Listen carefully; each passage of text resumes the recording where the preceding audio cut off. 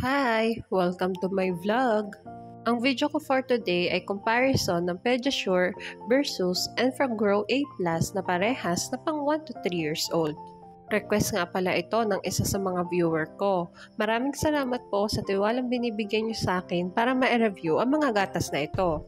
Katulad nga ng dati ay magbabase ako sa nutrition facts at ang measurement na gagamitin ko ay yung per 100 grams of powder.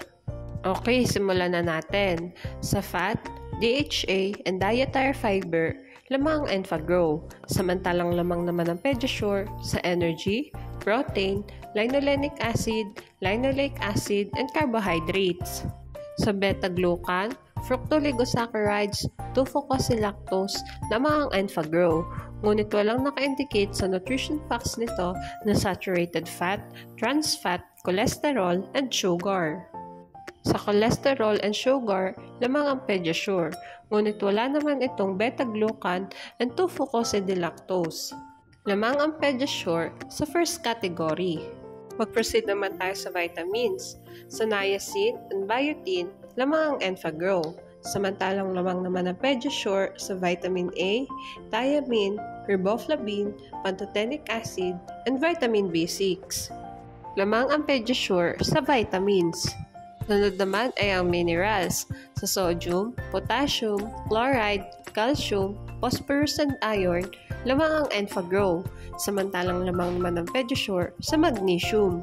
Sa zinc and iodine, lamang ang Enfagrow, ngunit wala itong chromium and molybdenum, samantalang lamang naman ang Pediasure sa manganese, copper, selenium, chromium and molybdenum. Kahit nga mas madaming pinagkalamangan ang Enfagrow compare sa Pediasure, ay i-consider ko na lamang ang Pediasure sa minerals dahil walang chromium and molybdenum ang Enfagrow na meron ang Pediasure. At dito naman tayo sa other nutrients.